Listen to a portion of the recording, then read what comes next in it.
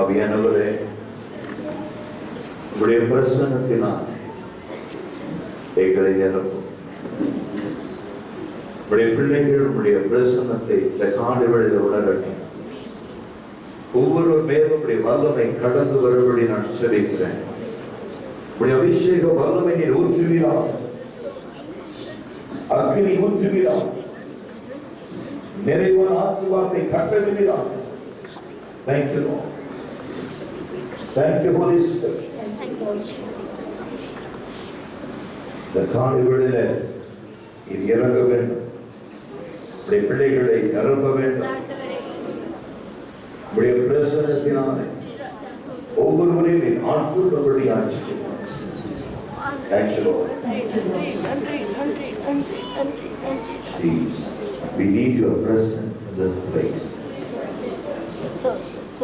We need the perfect anointing to each and every person belongs to this church. The working wonders spiritually rest upon each and every believer's life today. Transform them, Lord. ஒவ்வொருவரையும் நீ மாற்றும். இருதயங்களுக்கு ஏற்ற வழிகளை நடத்தும். உம்முடைய வழிகளில் நடக்க உதவி செய்யும். கட்டுகள் எல்லாம் அருகும்படியாக இப்பொழுதே இறங்கும். Thank you, Lord. Thank you, Jesus. Thank you, Jesus. ஆவியானவர் ஆட்கொள்வீராக, ஆவியானவர் ஆட்கொள்வீராக. இடத்தில் உடைய பிரசன்னம் இறங்கும்படியாக சொல்லியிருக்கிறேன். உடைய பிரசன்னம் இறங்கும்படியாக சொல்லியிருக்கிறேன். Yes. ஊற்று. உடைய வல்லமை ஊற்று. Jesus. Take away the spirit that create a confusion.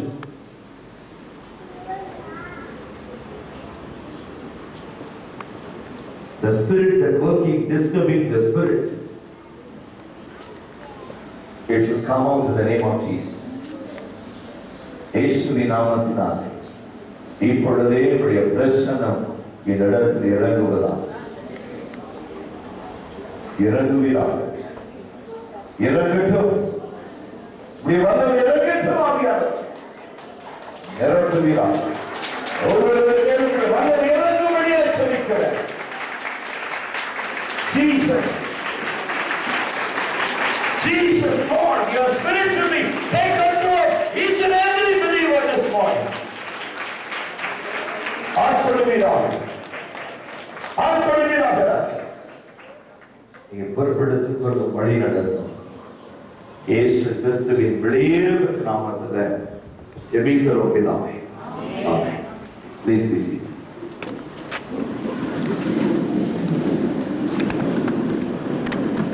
இந்த நாளுக்குரிய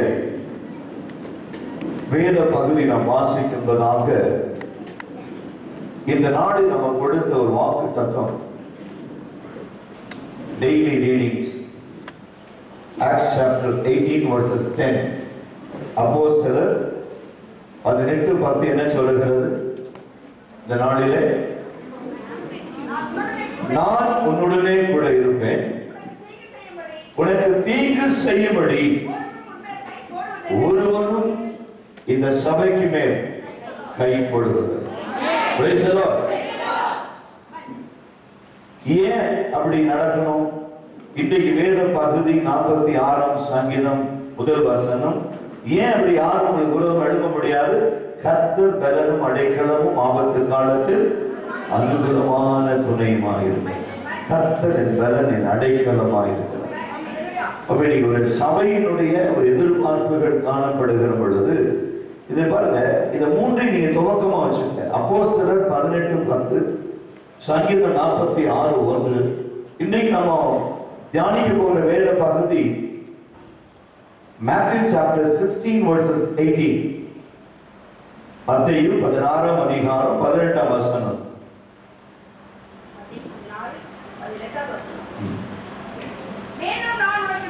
மேலும் நான் உனக்கு சொல்லுகிறேன், நீ பேதுருவாய் இருக்கிறாய், இந்த கல்லின் மேல் சபையை கட்டுவேன், பாதாளத்தின் வாசல்கள் அதை மேற்கொள்ளுவது இல்லை. Praise the Lord. This is what the leading of the Holy Spirit. பரிசுத்த ஆவியானவர் நமக்கு கொடுக்கிறதான ஒரு காரியம். இப்போ இந்த வார்த்தை நீங்கள் தியானிக்க, விரிவாய் தியானிக்க வேண்டும் என்றால் நீ எப்படி தியானிக்கணும்? 16ஆம் அதிகாரத்தை எடுத்துக்கொள்ள வேண்டும். 13 தொடங்கி 20 வரைக்கும் நீங்கள் அதை வாசித்து பார்க்க வேண்டும். 13 to 20, 13 முதல் 20 வரை நீங்கள் வாசிக்கிற பொழுது இதற்குள் இருக்கிறதான ரகசியங்களை நீங்கள் ஆழமாய் கற்றுக்கொள்ள முடியும். இந்த இடத்துல தேவனாகிய கர்த்தருடைய திட்டம் அல்லது தீர்மானம் வெளிப்படுகிற பொழுது இதை எதை காண்பிக்கிறதா? பேதுரு இயேசு கிறிஸ்துவை குறித்து இவன் சொல்லுகிறான், நீ மேசியா என்று சொல்லுகிறான். நான் என்னை குறித்து ஜனங்கள் என்ன சொல்லுகிறார்கள் என்று பார்க்கிற பொழுது இன்றைக்கு ஒரு சபை என்கிற பொழுது ஒரு சபையை குறித்து ஜனங்களுடைய அபிப்பிராயம் என்ன, ஜனங்களுடைய எண்ணம் என்ன? What is the thought of the people about one church and church doctrine? ஒரு சபையை குறித்தும் சபையினுடைய ஒரு போதகத்தை குறித்தும் ஜனங்கள் கேட்கிற பொழுது, until and then if you are not able to understand the church, you cannot reveal about the church. ஒரு சபையை குறித்து உங்களால எந்த ஒரு காரியத்தையும் பேச முடியாது. ஆனால் இங்கே பேதுருவை குறித்து பார்க்கிற பொழுது அவர் சொல்லுகிறார், நீ ஜீவன் உள்ள தேவனுடைய குமாரன், நீ மேசியா என்று சொல்லுகிறார். அப்ப தேவனாகிய கர்த்தர் என்று நாம் பல நேரங்கள் நினைக்கிறோம், ஒரு குடும்பத்தை கர்த்தர் ஆசீர்வதிக்க வேண்டும் என்று நாம் நினைக்கிறோம், அல்லது பிள்ளைகளை ஆசீர்வதிக்க வேண்டும் என்று நினைக்கிறோம், குடும்பத்தை கர்த்தர் கட்ட வேண்டும் என்று நினைக்கிறோம், அல்லது வாழ்க்கையினுடைய எல்லா செழிப்பான நன்மைகளும் நமக்கு கடந்து வர வேண்டும் என்று நினைக்கிறோம். ஆனால் இந்த ஆசீர்வாதங்கள் எல்லாம் எப்பொழுது நம்முடைய வாழ்க்கையில கடந்து வரும்? அது தேவனாகிய கர்த்தர் எப்பொழுது நம்முடைய வாழ்க்கையில ஆசீர்வாதங்களை எல்லாம் கொடுப்பார்? இவைகள் எல்லாம் என் வாழ்க்கையில நிறைவேறுமா என்று பார்க்கிற பொழுது, இவைகள் நிறைவேறுவதற்கு நீங்கள் செய்ய வேண்டிய ஒரு காரியம், இயேசுவை யார் என்று முதலாவது அறிந்து கொள்ள வேண்டும். பேதுருவா அவனுடைய வாழ்க்கையில ஆவியானவரும் தேவனாகிய கர்த்தரையும் அவன் அதிகமாய் தன் இருதயத்திலே வைத்திருந்தபடியினால் அவனுடைய மாமிசம், அவனுக்கு உண்டான ரத்தம் அதை வெளிப்படுத்தவில்லை, பிதாவாகிய தேவன் வெளிப்படுத்துகிறார். நீ போய் ஆராதனை செய்கிற இடம், சபை எப்படிப்பட்டது என்பதை நீங்கள் முதலாவது உணர்ந்து கொள்ள வேண்டும். ஆராதிக்கிற இடம், இரண்டாவது ஆராதிக்கிற தேவன் யார் என்று அறிந்து கொள்ளவில்லை என்று சொன்னால், தேவனாகிய கர்த்தர் உங்களை ஒரு சபையாய் ஸ்தாபிக்க முடியாது. பிரச்சனைகள் வருகிற பொழுது அந்த சபை பாதுகாக்கப்பட முடியாது. இதுதான் ஆவிக்குரிய வாழ்க்கை.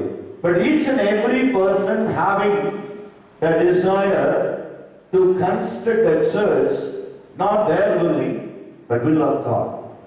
அவர்களுடைய சுயம் அல்ல, தேவ சித்தம், தேவனுடைய நோக்கம், தேவனுடைய திட்டம் நிறைவேற வேண்டும்.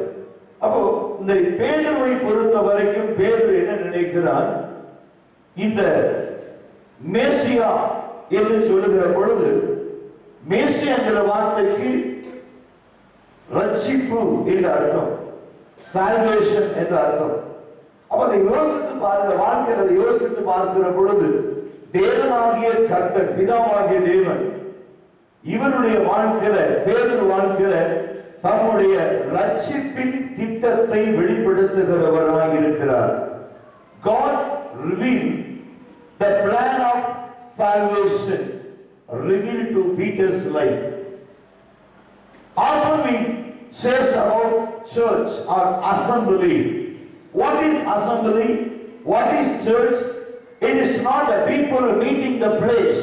ஜனங்கள் சந்திக்கிற ஒரு கூடி வருகிற ஒரு இடம் அல்ல. The place called the chosen one. தேவனால் தெரிந்து கொள்ளப்பட்டவர்கள் கூடி வருகிற இடம், அதைத்தான் சபை என்று வேதம் சொல்லுகிறது. Not a meeting place. ஞாயிற்றுக்கிழமைகள் எல்லாம் நாங்கள் இடத்துல கூடுவோம். சினிமா தேட்டர்ல கூட ஜனங்கள் கூடுறாங்க. அது சபையா? இல்ல. ஒரு இடத்துல ஒரு சபைக்கு ஒரு சினிமா தேட்டர் பேர் வச்சிருக்கான், அசம்பிளி என்று வச்சிருக்கான். Assembly hall. அங்க என்ன நடக்குது? Cinema theatre. ஒரு சபை நம்ம அசம்பிளி என்று சொல்வதை விட தேவனால் தெரிந்து கொள்ளப்பட்டவர்கள், தேவனால் மீட்கப்பட்டவர்கள், ரட்சிப்பின் திட்டத்தை அறிந்தவர்கள், ரட்சிப்பை பெற்றுக் கொண்டவர்கள். இனி அந்த சபை என்று சொல்லுகிற பொழுது சபைக்கும் உனக்கும் இருக்கிற அந்த உறவு என்ன? ரிலேஷன்ஷிப். ஒரு சபை கூடி வருதல் என்று சொல்லுகிற பொழுது வேதத்தை எடுத்து வாசித்து பாருங்க. 18 அல்ல 19 கூட வாசித்து பாருங்க. மத்தேயு 16ஆம் அதிகாரம் 19ஆம் வசனம் வாசித்து பாருங்க.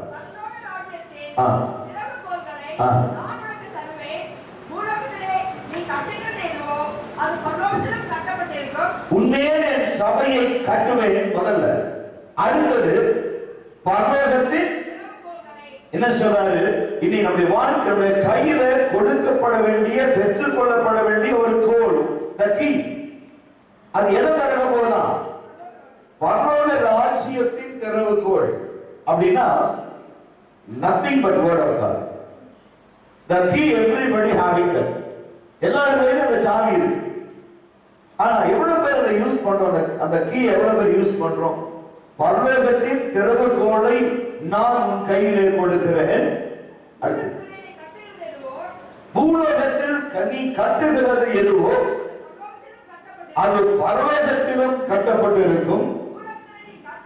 பூலோகத்தில் நீ கட்டு அவிழ்ப்பது எதுவோ அது பரலோகத்திலும் கட்டு அவிழ்க்கப்படும். அடுத்தது, அப்பொழுது நான் கிறிஸ்துவாகிய இயேசு என்று ஒருவனுக்கும் சொல்லாதபடி கட்டளையிட்டார். அது முதல் இயேசு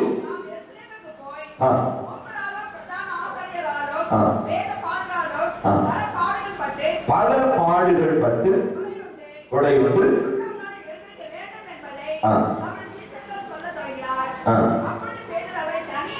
தனியே அழைத்து கொண்டு போய், ஆண்டவரே, பாத்தீங்களா? நீங்க ஆவிக்குரிய வாழ்க்கையில மனுஷனுடைய நிலைமை இரண்டு விதமாய் காணப்படும். அவருடைய காரியங்கள், நீங்கள் எதை பேசுகிறீர்களோ அதற்கு அவர் அப்பப்ப ரெஸ்பாண்ட் பண்ணிட்டே இருப்பார். பேதர் சொல்றான், அவர் தெளிவான ஒரு காரியத்தை சொல்றான், நீ மேசியா, நீ தேவனுடைய குமாரன். அப்ப மாம்சமும் ரத்தமும் இதை உனக்கு வெளிப்படுத்தவில்லை, பிதாவாகிய தேவன் இதை உனக்கு வெளிப்படுத்துகிறார். நீ பேதுரு, நீ பாறை, இந்த பாறையின் மேல் என் சபையை கட்டுவேன், பாதாளம் அதை மேற்கொள்வதில்லை.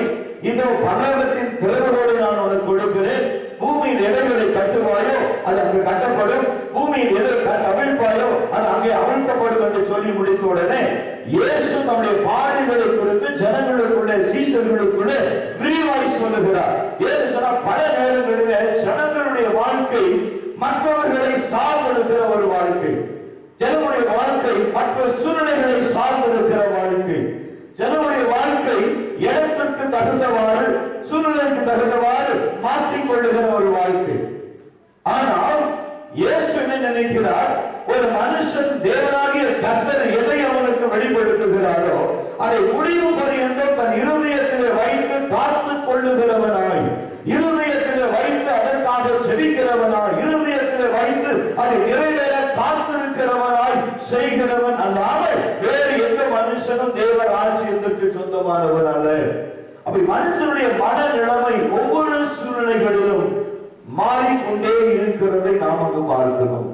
மனுஷகுமாரன் மனுஷர் கையில் ஒப்பு கொடுக்கவும் பாடுபட வேண்டியதாக இருக்கிறது என்று இயேசு தம்முடைய சீசர்களுக்கும் பேதுருவுக்கும் சொல்லுகிற பொழுது பேதுரு என்ன சொல்லணும்? ஆண்டவரே, அப்படி மனுஷர் கையில நீ ஒப்பு கொடுக்கப்பட்டால் நாங்க ஒரு நிமிஷம் கலங்கி போக மாட்டோம். நீ கொடுத்த உடன்படிக்கை, நீ எங்களுக்கு எதோடு செய்த கொடுத்த வாக்கு தத்தங்கள், இரண்டாவது நீ சொன்னீரே பிதாவாகிய தேவன் கொடுக்கிற பரலோகத்தின் திறவுகோல் எங்களிடத்தில் இருக்கிறது, நான் இதுக்கெல்லாம் பயப்பட மாட்டோம். நீர் ஒரு வேலை விட்டு போகிற ஊழியத்தை நான் செய்வேன், நாங்கள் செய்வோம் என்று சொல்லி இருந்தால் அவனுக்குள்ள சரியான ஒரு ஆவி இருக்கு. அதை சொன்னதும் பிதாதான், இதுவும் சொன்னதும் பிதாதான். இந்த ரெண்டுக்கும் உள்ள வித்தியாசம் என்ன? இது மனுஷகுமாரன் இவனுடைய வாழ்க்கையில செய்ய போகிற, நிறைவேற்ற போகிற ஒரு காரியம். அடுத்த ஒரு காரியம் சொல்ற, மனுஷகுமாரன் மனுஷர் கையில் ஒப்பு கொடுக்கவும் பாடுபடவும் கொள்ளைப்படவும் வேண்டுமா இருக்கிறது. மூன்றாம் நாளில் அவர் எழுந்திருப்பார் சொல்லும் போது அவன் எதை குறித்து யோசிக்கல. மனுஷகுமாரன் மரித்தால்தான் உலகத்து ஜனங்களுடைய பாவம் மாறி மெசியா என்கிற வார்த்தை அனுப்பப்பட்டதின் நோக்கம் நிறைவேறுகிற காலம் என்று யோசிக்கிற பொழுது இவன் பல நேரங்களில் செய்ய நினைக்கிற காரியம் ஒன்றே ஒன்று. என்ன நினைக்கிறான்? பிதாவுடைய திட்டம் நிறைவேற இவன் தடையா இருக்கிறான். அவனுக்குள்ள என்ன நடந்தது அவ்வளவு சீக்கிரம்? ஒரே பகுதியில ரெண்டு மனநிலைமை மாறுகிற மனுஷனாய் பேதுரு காணப்படுகிறான். நீ சபைக்குள் வருகிற பொழுது, வசனத்தை கேட்கிற பொழுது உன்னுடைய சுவாபம் எப்படி இருக்கிறது? வசனத்தை கேட்ட பிறகு உன்னுடைய சுவாபம் எப்படி இருக்கிறது? வசனத்தை கேட்கிற பொழுது உன்னுடைய மனநிலைமை எப்படி இருக்கிறது? வசனத்தை கேட்டு முடித்து திரும்ப வீடுகளுக்கு போய் உங்கள் வாழ்க்கையை தொடங்குகிற பொழுது என்ன நடக்கிறது? வசனத்தை கேட்கிற பொழுது உனக்குள் ஏற்படுகிற ஆவியின் உற்சாகம் என்ன? அல்லது வாழ்க்கையில வருகிற பிரச்சனைகள் அல்லது சூழ்நிலைகள் உனக்கு விரோதமாய் எழும்புகிற பொழுது, உன்னை சுற்றி நடக்கிற காரியங்கள் தீமையாய் மாறுகிற பொழுது உன்னுடைய மனநிலைமை எப்படி மாறுகிறது? இதைத்தான் தேவனாகிய கர்த்தர் இந்த காலைகளில உன் இருதயத்திலே கர்த்தர் பேசிக் கொண்டிருக்கிறார். முடிவு பரியந்தம் நிலைத்திருப்பவன் ரட்சிக்கப்படுவான். உடைய வாழ்க்கையில கர்த்தர் உனக்கு முன் குறித்திருக்கிற, உனக்கு முன் வைத்திருக்கிற ஆசீர்வாதங்களை குறித்து நீ செய்ய வேண்டிய காரியம் என்ன? அப்ப இந்த பேரு வாழ்க்கையில இரண்டு மனம் உள்ளவனா இருக்கிறான். வேதம் சொல்றது, இரு மனம் உள்ளவன் தன் வழியெல்லாம் நிலையற்றவனா இருக்கிறான். தேவ கிருபை அவனை நடத்த முடியாது. இன்றைய வாழ்க்கையில கிறிஸ்துவை ஏற்றுக்கொள்ளுகிற பொழுது, கிறிஸ்துவை சந்திக்கிற பொழுது, கிறிஸ்துவோடு இடைபடுகிற பொழுது உன் வாழ்க்கையில காணப்படுகிற மாற்றங்கள் என்ன? உன் வாழ்க்கையில தேவனாகிய கர்த்தர் செய்ய நினைக்கிற காரியங்கள் என்ன? அதைத்தான் நாம் பார்க்கிறோம். சங்கீதம் 46:1 பார்க்கிற பொழுது, கர்த்தர் என்னுடைய பலன், அவர் அடைக்கலம், என் கோட்டை, நான் நம்பியிருக்கிறவர். இதுதான் ஆவிக்குரிய வாழ்க்கை. அதை 46:2 வாசித்து பாருங்க.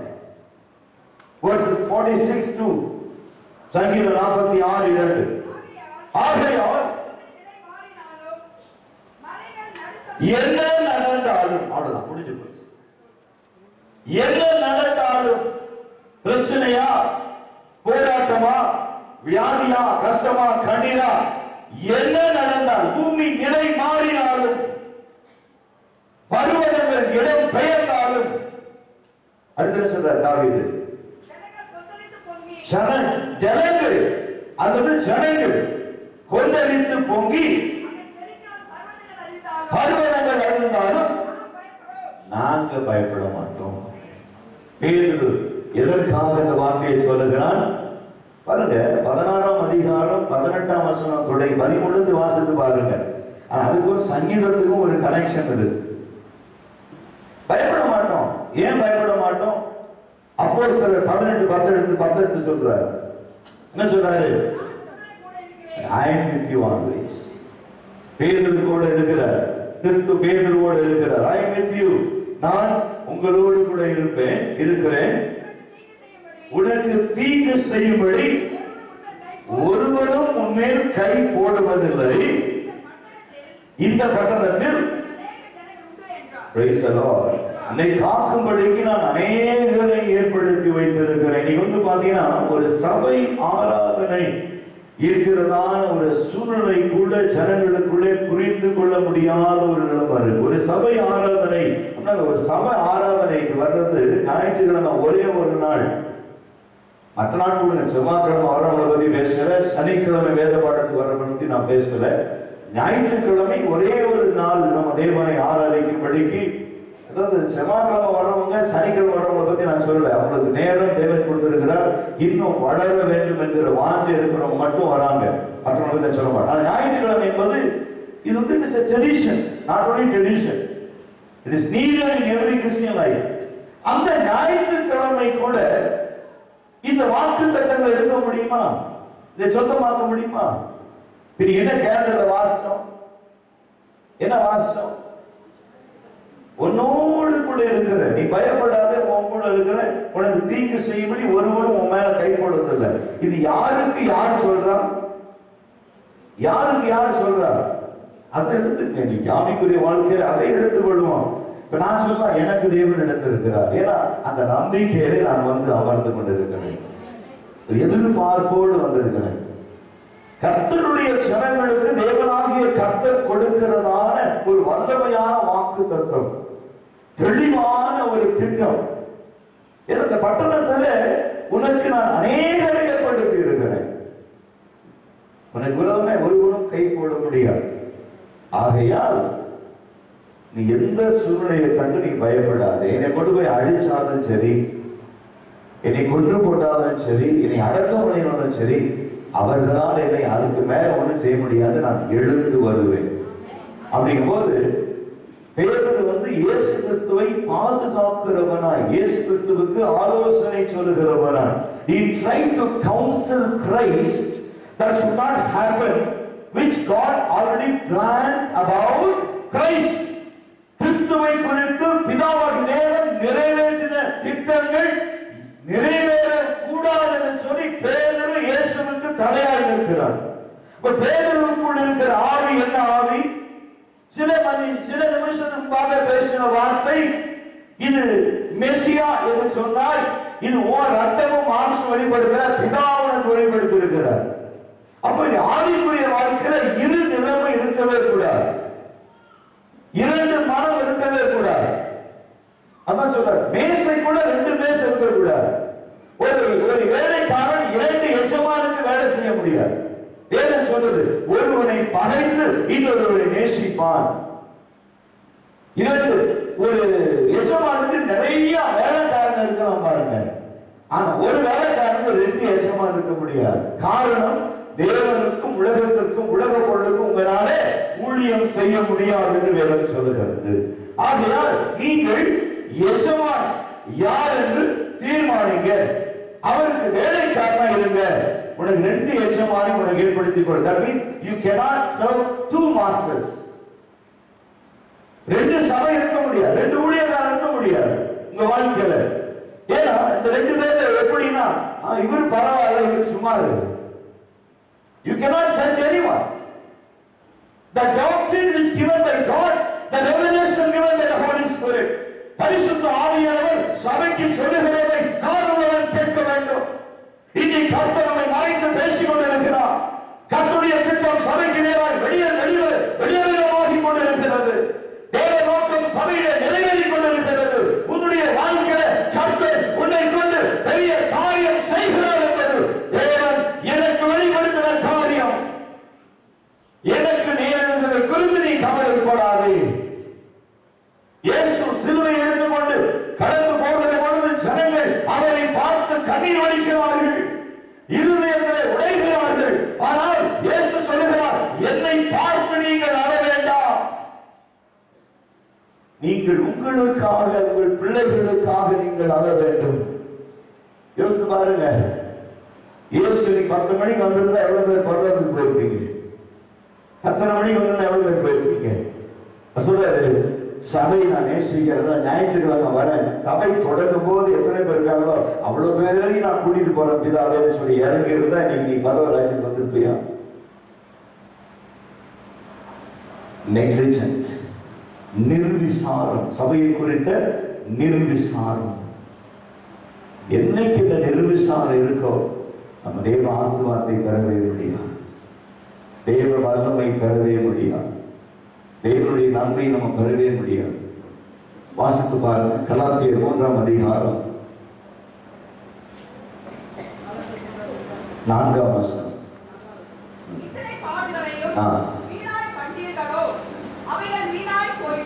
என்ன சொல்றாரு? இவ்வளவு பாடுகளை எதுக்கு பட்டீங்க? எதுக்குங்க இவ்வளவு பாடுகள் உங்கள் வாழ்க்கையில? ஏன் இவ்வளவு பிரச்சனை உங்க வாழ்க்கையில? இதெல்லாம் எதற்கு பாடுபட்டு இருக்கோம்? உபவாசத்துல ஓடி வரும், குடும்பத்திற்காய் செபிக்கிறோம், பிள்ளைகளுக்காய் செபிக்கிறோம். பல பல நேரங்களில நம்ம நிற்க முடியாத ஒரு சூழ்நிலை, நடக்க முடியாத ஒரு சூழ்நிலை, வேதனை வேதனை வேதனை, துன்பம், தடுமாற்றம். பாடுகள், கிறிஸ்துவின் நிமித்தம் பாடுகள். உண்மையா இருக்கிறதுனால வேதனை. உண்மையா பொய் சொன்னா உலகத்துல போஜனம் உண்டு இல்லையா? உலகத்துல பொய் சொன்னாதான் போஜனம் அப்படின்னு என்ன சொல்லணும்? பொய் பேசியாவது சாப்பிட்டு உடம்ப வளர்த்துக்கும். இந்த சபைக்கு பொருந்துமா? இந்த பாடுகள் எல்லாம் எதற்காக யோசித்து பாருங்க. எவ்வளவு வேலை இருந்தாலும் ஆராதனைக்குள்ள ஓடி வந்து உட்கார்ந்துக்கிட்டு எதற்காக இந்த பாடுகள்? அடுத்த வருஷம் வாசிங்க. அன்றியும் உங்களுக்கு பரிசுத்த ஆவியை அளித்து, நல்லா கவனிங்க, பேதுரு முதல்ல சொல்லும் போது சொல்றாரு, மாம்சமும் ரத்தமும் இதை உனக்கு வெளிப்படுத்தவில்லை. It is not by blood and flesh reveal you. இயேசு யார் என்று சொல்ல முடியல, அவருடைய மாம்சம் சொல்ல முடியாது, ரத்தம் சொல்ல முடியாது. ஆனால் ஆவி, அவனுக்குள் தேவன் அனுப்பின ஆவி சொல்லுகிறது. The Spirit of God reveals that He is Messiah. தேவனால் அனுப்பப்பட்டவர், உலகத்திற்கு ரட்சிப்பை அளிக்கிறவர் என்று தெளிவாய் சொல்லப்படுகிற திட்டம். ஆனால் பேருடைய வாழ்க்கையில அவன் அதை இழந்து போனவனாக இருக்கிறான். இன்னைக்கு சபையை கட்ட நினைக்கிறார். ஆனா கர்த்தர் சபையை எங்க கட்ட நினைக்கிறார் தெரியுமா? மணல் பாங்கான இடங்களில் அல்ல, கற்பாரின் மேலே. கற்பாரின் மேலே. ஏன்னா காற்றடிக்கலாம், மழை பெய்யலாம், நீ மழை வெள்ளம் சூழ்ந்து கொள்ளலாம், ஆனால் சபையை ஒன்றும் செய்ய முடியாது. அப்போ இன்னைக்கு என்ன சொல்றாரு பாருங்க, சபை என்று சொல்லுகிற பொழுது நீங்களும் நானும் அந்த சபை. You are the temple of God. நீங்கள் தேவ ஆலயமா இருக்கிறீர்கள் என்றும் பரிசுத்த ஆவியானவர் உங்களில் வாசமா இருக்கிறார் என்று அறியீர்களாம். அப்ப இந்த ஆலயத்தை கர்த்தர் எங்க கட்ட நினைக்கிறாரு? இரு மனம் உள்ளவன் அல்ல, the single minded person. கற்பாலையை போல எடுத்த தீர்மானம், எடுத்த திட்டங்கள், எடுத்த வழிகள், சென்று வருகிற பாதைகள், எடுத்திருக்கிற காரியங்கள் எல்லாம் ஒரு நினைவா இருக்க வேண்டும். Everything should be strong and firm before the Lord. உறுதியாகவும் நிலையாக இருக்கிற ஒரு வாழ்க்கையாய் காணப்பட வேண்டும். இந்த காலை வேளையிலே பரிசுத்த சபைக்கு நான் வந்து அமர்ந்து கொண்டிருக்கிறேன். என் வாழ்க்கையில தேவனாகிய கர்த்தர் செய்ய நினைக்கிற காரியங்களை ஒரு மனுஷனாலும் தடை செய்ய முடியாது என்கிற எண்ணம் ஒரு இருதயத்தில் ஏற்படுமானால் அதற்காகத்தான் இந்த பாடுகளை அனுபவித்துக் கொண்டிருக்கிறோம். உலகத்தின் உபத்திரவம் உண்டு, ஆனாலும் திடன் கொள்ளுங்கள், உலகத்தை ஜெயித்த நான் உங்களுடன் கூட இருக்கிறேன். உலகத்தில் இருக்கிற வரைக்கும் உபத்திரவம் இருந்து கொண்டே இருக்கும். ஆனா கிறிஸ்துவ வாழ்க்கையில எனக்கு ஏற்படுகிற உபத்திரவம் வேற, உலகத்தில் இருக்கிற உபத்திரவம் வேற. ஆனா கிறிஸ்துவுக்குள் உபத்திரவம் என்ன தெரியுமா? கிறிஸ்துவை விட்டு நீ விலகுவதற்கு ஏதுவான அத்தனை காரியங்களையும் உலகமுடன் விரோதமாய் கொண்டு வரும். நீங்க நல்ல சாட்சியா உண்மையா கிறிஸ்துவுக்கு இருந்தீங்கன்னா அது உலகத்துக்கு பிடிக்காது, உலகம் உங்களுக்கு உபத்திரவம் செய்யும். கிறிஸ்துவுக்கு பிரியமானவர்களாய் நடக்கிற பொழுது கிறிஸ்து உலகம் அதை ஏற்றுக்கொள்ளவே கூடாது, முடியாது. நீ உலகத்திற்கு ஒத்த வேஷம் தரித்து பாருங்க, உங்களை உலகம் சொல்லும் நல்லவர்கள் என்று சொல்லுவாங்க, நீதி உள்ளவர்கள் சொல்லுவாங்க, உங்களுக்கு நிறைய பட்டங்களை கொடுப்பாங்க, பதவிகளை கொடுப்பாங்க, உங்களுக்கு நல்ல உயர்ந்த இடத்துல உங்களை வைப்பாங்க. ஆனா ஒரு எளிமையும் சிறுமையுமான உன்னை என்ன செய்ய மாட்டாங்க ஜனங்க? உண்மையா கிறிஸ்துவுக்காக இருக்கிற உன்னை ஒரு நாளும் ஏற்றுக்கொள்ள மாட்டாங்க. இதுதான் ஆவிக்குரிய வாழ்க்கையினுடைய தன்மை. அதனால நீங்க பல சூழ்நிலைகளில நீங்கள் எச்சரிக்கையா இருக்க வேண்டிய ஒரு காரியம். 1 யோவான் 3ஆம் அதிகாரம் 7ஆம் வசனத்தை எடுத்து வாசிங்க. 1 John chapter 3 verses 7. Praise the Lord. முதல் காரியம் என்ன சொன்னேன்? உன்மேல் என் சபையை கட்டுவேன். நீ பட்ட பாடு வீணா போகக்கூட. அடுத்தது சொல்றார், பிள்ளைகளே நீங்கள் வஞ்சிக்கப்படாதபடிக்கு எச்சரிக்கையாக இருங்கள். எப்படி வஞ்சிக்கப்படுவீர்கள்? நீங்க எப்படி வஞ்சிக்கப்படுவீங்க? என்ன வேதம் எங்க இருக்கு? சத்தியத்திற்கு விரோதமாய் உங்களை பிசாசானவன் உலகத்தின் அதிபதி உங்களை நடத்துவான். சத்தியம் எங்க இல்லையோ அங்கே கொண்டு போய் உட்கார வைப்போம். ஒரு வாலிப தம்பி திடீர்னு சபைக்கு வராம விட்டுட்டார். அப்ப அந்த தம்பியை போய் நம்முடைய சபையை சேர்ந்த ஒருவர் போய் கேட்டுருக்கிறாரு, ஏன் தம்பி நீங்க சபைக்கு வழியில பார்த்து, இவரை போய் தேடி போகல, வழியில பார்த்துருக்கிறாரு, எங்க உங்களை சபைக்கு காணோம், நீங்க சபைக்கு வரல என்று கேட்டபோது அந்த மனிதன் சொன்ன ஒரே ஒரு வார்த்தை இவரை ஆச்சரியப்பட வச்சுதான். அவர் சொன்ன, அந்த தம்பி சொன்னா, ஞாயிற்றுக்கிழமை பிரசங்கி ஊழியக்காரன் பிரசங்கிக்கிற வேத வசனம் ஒரு சாட்டை எடுத்து அடிப்பதை போல இருக்குது. ஒண்ணு, திங்கட்கிழமை இருந்து சனிக்கிழமை வரைக்கும் ஏதாவது நான் தேவனுக்கு விரோதமாய் ஏதாவது நான் செஞ்சிருந்தா கர்த்தர் அதை ஊழியரை மறைத்து வெளிப்படுத்துகிறார். மூன்றாவது, ஒரு என் வாழ்க்கையை குறித்து ஒரு பயம் எனக்கு உண்டாகிறது. இப்ப எங்க போயிட்டு இருக்கீங்க? நான் போனாலும் கவலைப்பட மாட்டாங்க, போகலைனாலும் கவலைப்பட மாட்டாங்க. பாவம் செய்கிறவர்களுக்கு உகந்த ஒரு இடம். முதல்ல பிரசங்கத்துக்கு முன்னால காணிக்கை எடுத்துருவாங்க. காணிக்கை எடுத்த பிறகு அவருடைய வாழ்க்கை சரித்திரத்தை கொஞ்சம் கொஞ்சமா 22 வருஷமா சொல்லிட்டு இருக்காரு. ஒரு வாழ்க்கையில எப்படி ரட்சிக்கப்பட்டார், ஒரு வாரம், எந்தெந்த நாடுகளுக்கு போனார் 2வது வாரம், அவங்க மனைவி எப்படி சமைப்பாங்க 3வது வாரம், அவங்க பிள்ளை எப்படி இருப்பான் 4வது வாரம், இவங்க குடும்பமா எங்க போனாங்க 5வது வாரம். இப்படி நான் போய் ஒரு 6 வாரம் ஆச்சு. 6 வாரம் இப்படிதான் பிரசனம் போயிட்டு இருக்கு. ஆனா உண்மையை சொல்றேன், நான் மறித்தால் தேவ ராஜ்யத்துக்கு போக மாட்டேன். இந்த பையன் சொல்றான், போக மாட்டேன், அந்த சபைக்கு வர எனக்கு பயமா இருக்கு. அப்போ கண்டிப்பு எங்க இருக்கும்? யாரை கர்த்தர் நேசிக்கிறாரோ, எந்த குடும்பத்தை கர்த்தர் தம்முடைய ராஜ்யத்துக்கு கொண்டு போகிறாரோ, வேதத்தை எடுத்து வாசித்து பாருங்க. பிறம்பை கையாளாதவன் தன் புத்திரனை பகைக்கிறான். நீ ஒரு சபையில நீ ஞாயிற்றுக்கிழமை வரலையா, ரொம்ப பரவாயில்ல, அட்ஜஸ்ட் பண்ணிக்கிறோம், நீங்க அடுத்த வாரம் வாங்கன்னு சொல்ற வாழ்க்கையால இந்த வாழ்க்கை. நீ வந்தாலும் சரி வரலைனாலும் சரி காணிக்கை கவலை போட்டு அனுப்பிடுங்கன்னு சொன்னா அதால கிறிஸ்துவ வாழ்க்கை. இதுதான் இன்னைக்கு நம்ம கற்றுக்கொள்ள வேண்டிய ஒரு காரியம். 1 யோவான் 3ஆம் அதிகாரம் 7ஆம் வசனத்தை வாசித்து பாருங்க. பிள்ளைகளே, நீங்கள் வஞ்சிக்கப்படக்கூடாது. ஒரு பிரசங்கம் ஆகட்டும், கன்வென்ஷன் ஆகட்டும், வீட்டு ஜப கூட்டமாகட்டும், ஞாயிற்றுக்கிழமை உனக்கு பிரியமாய் பிரசங்கிக்கிற சபையாகட்டும், உன்னை வஞ்சிக்காதபடி நீ ஜாக்கிரதையா இருக்கணும். வேதம் சொல்றது, முடிவு பரியந்தம் நிலைத்திருப்பவனா எதுல நிலைத்திருக்கிறவே? சொந்த வீட்டையா? சொல்லுங்க. போதுமான பேங்க் பேலன்ஸ் இருக்கிறவனா? யார் நிலைத்திருப்பவன்?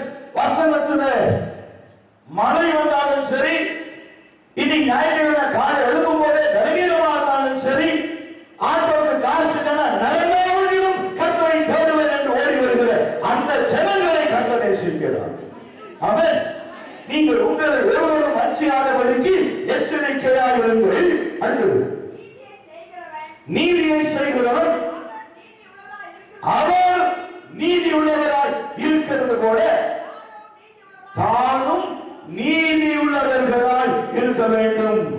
கிறிஸ்து வேண்டும் என்று சொன்னால் அந்த கிறிஸ்து எங்கே இருக்கிறாரோ அங்க நீங்களும் இருக்கணும். கிறிஸ்து உங்களுக்கு நன்மை செய்யணும்னா கிறிஸ்து என்னிடத்தில் வருகிறவரை நான் புறமே தள்ளுவதில்லை. 18 வருஷமாய் நிமிரக்கூடாத ஒரு ஸ்திரீ, அந்த அம்மாக்கு என்ன ஆசை இருந்திருக்கும்?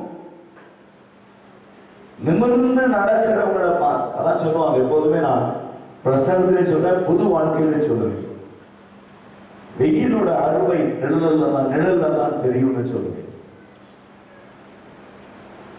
வாழ்க்கையில எல்லா அவயவங்களும் எந்த ஒரு பகுதி பாதிக்காம இருக்கிற வரைக்கும் தான் நீ சந்தோஷமா இருக்க முடியும். மற்றவர்களுடைய பலவீனங்களை குறித்து உங்க வாழ்க்கையில பலவீனம் வராட்டி மற்றவங்க படுகிற பாடுகள் உங்களுக்கு தெரியாது. ஒரு எக்ஸாம்பிள் சொல்றேன்.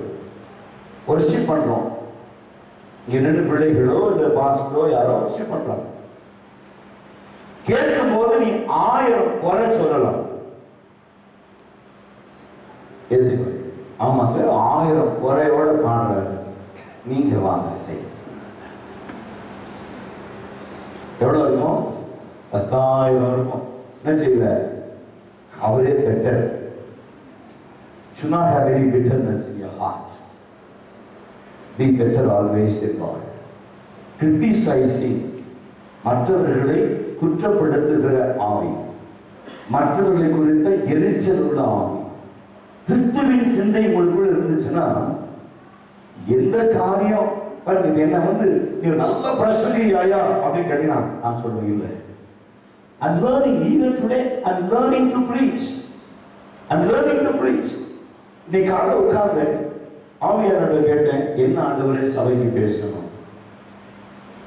ஒரு சொன்னாரு, சூழ்நிலைகளை நான் எப்போதுமே நான் பார்ப்பேன், சிச்சுவேஷனை பார்த்து தான் பிரசங்கத்தை எழுதுவேன். அப்போ என்னுடைய மைண்டில் என்ன இருக்குன்னு ஆவியானவருக்கு தெரியும். ஆண்டவரே இந்த சபை நிலைத்திருக்கணும் சொன்னாரு. நீ பிதாவினுடைய ஆவி, கிறிஸ்து அனுப்பின ஆவி உனக்குள் இருக்கிற வரைக்கும் எதுவும் உன்னை மேற்கொள்வதில்லை. You're the strong rock. அதை சபைக்கு சொல்லலாம். உங்க வாழ்க்கையில பிரச்சனையா, உலகத்தில் உபத்திரவம் உண்டு, ஆனாலும் திடம் கொள்ளுங்கள், நான் உலகத்தை செய்தேன், சதா காலமும் நான் உங்களுடனே கூட இருக்கிறேன். இதுதான் ஆவிக்குரிய வாழ்க்கை. இனி பல நேரங்களில் பிரச்சனைகளை கண்டு ஓடி பயந்து வெளிகிற வாழ்க்கையான காரணம், என்னை அழைத்தவர் உண்மையுள்ளவர், என்னை அழைத்தவர் நீதி உள்ளவர், தம்முடைய பரிசுத்த திட்டத்தின்படி என்னை வழி நடத்துகிறவர், எனக்கு தைரியம் கொடுக்கிறவர், சமாதானத்தை தந்துகிறவர். ஆகையா என் வாழ்க்கையில எந்த பிரச்சனைகளும், எந்த போராட்டங்களும், எந்த சோர்வுகளும், எந்த சங்கடங்களும் என்னை மேற்கொள்ளுவதில்லை. நான் கர்த்தரோடு இணைந்திருக்கிறேன். ஸ்டான்லி ப்ரூஸ் என்று சொல்லுகிற ஒரு தேவ மனிதன் ஊழியத்தை செய்ய போராடுகிறார். வீடு வீடா போகிறார். ஒரு மனிதனும் அவரை ஏற்றுக்கொள்ளவில்லை. அவருடைய வாழ்க்கையுடைய பழைய வாழ்க்கையே ஜனங்க பார்த்தாங்க. அவர் மது அருந்தி புகைப்பிடிக்கிற பழக்கம் உடையவர். ஒரு நாள் தேவனாகிய கர்த்தர் அவரோடு இடைப்பட்டு ரட்சிப்பை கொடுக்கிறார். ஆனா ஸ்டான்லி ப்ரூஸ் எப்பொழுதுமே என்ன சொல்லுவாரா, ஒரு வாழ்க்கையிலிருந்து இன்னொரு வாழ்க்கைக்கு கடந்து போகிற பொழுது பழச மறந்துடணும், அது எப்போதுமே நினைச்சு பார்க்க கூடாது. அப்பொழுதுதான் புதிய வாழ்க்கை சந்தோஷமா இருக்கும், ஆசீர்வாதமா இருக்கும். ஏன்னா பல நேரங்களில் நீங்க பாருங்க, உலகத்துல நீங்க இருக்கிற பொழுது கிறிஸ்துவை ஏற்றுக்கொள்வதற்கு முன்பாக உங்க வாழ்க்கையில நீங்க கண்ட, நீங்கள் பார்த்து, நீங்கள் பெற்ற, அனுபவித்த எதுவுமே உங்களுக்கு இப்ப கிடைக்கல. இந்த சந்தோஷம் வேற. கிறிஸ்துவை ஏற்றுக்கொண்ட பிறகு ஆவிக்குரிய வாழ்க்கையில உங்களுக்கு தேவன் கொடுக்கிற சந்தோஷம், சமாதானம், இரக்கம், தயவு, கிருபை, மேன்மை எல்லாம் வேற. ஆனா உலகத்துல கிறிஸ்துவை ஏற்றுக்கொள்வதற்கு முன்பாக நீங்கள் உலகத்திலே வாழ்ந்த வாழ்க்கை வேறு. அந்த சந்தோஷம் வேற, இந்த சந்தோஷம் வேற. அப்போ நீங்க பல நேரங்களில் பாருங்க, நான் சொல்லுவேன், இந்த பரிசுத்த ஆவி என்பது ஒரு குடி போதைக்கு ஒரு மனுஷன் எப்படி அடிமையாகி விட முடியாம இருக்கிறானோ அந்த ஒரு தன்மை பரிசுத்த ஆவி உனக்குள்ள வரும்போது ஒரு போதை இருக்கும். Don't underestimate my conversation. அப்படின்னா அதை விட்டு வெளியே போகவே கூடாது. அந்த பிரசன்னத்திலே உட்கார்ந்து உங்களை மறந்துடுவீங்க. நீங்க யாருன்னு உங்களுக்கே தெரியாது, நீங்க என்ன பேசுறீங்க தெரியாது. ஆனா சத்தியத்தை பேசுவீர்கள், குடும்பங்களை கட்டுவீங்க, வாழ்க்கையை கட்டுவீங்க, மற்றவர்களுக்கு பிரயோஜனமா இருப்பீங்க. அதுல இருந்து வெளியேறவே முடியாது. பாருங்க, நீங்க ஸ்தேவான் எடுத்து பாருங்க. அப்போஸ்தலர் 7ஆம் அதிகாரத்தை வாசித்து பாருங்க. அந்த ஸ்தேவானை குறித்த முதல் பகுதி என்ன சொல்கிறது? அவனுடைய முகம் எப்படி இருந்துச்சா? தேவ தூதர்களை போல மாறினது. கல்லை எடுத்து ஜனங்க அவனை அடிக்கிறாங்க, அது எதுவுமே அவன் உணராத இருக்கிறான். வாசிக்க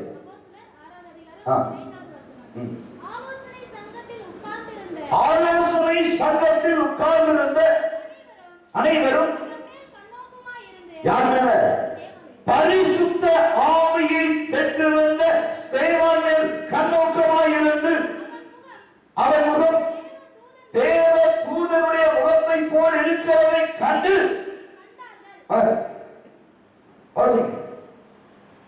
அடுத்து 7 பிரதான ஆசாரியன் அவனை நோக்கி காரியம் இப்படியா இருக்கிறது என்று கேட்டான்.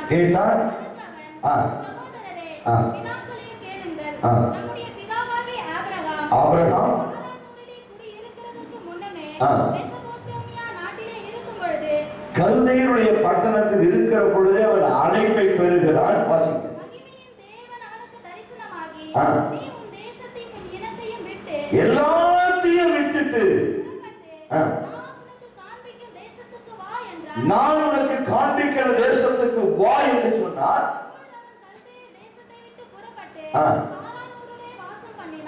அவனுடைய தகப்பன் மரித்த பின்பு அவ்விடத்தை விட்டு நீங்கள் இப்பொழுது குடியிருக்கிற 7-8 வாசகம். 7ஆம் அதிகாரம் 8ஆம் வசனம். மேலும் விருத்தசேதனம் உடன்படிக்கையும் அவனுக்கு ஏற்படுத்தினார். அந்தபடி அவன் ஈசாக்கை பெற்றபொழுது 8ஆம் நாளிலே அவனுக்கு விருத்தசேதனம் பண்ணினார்.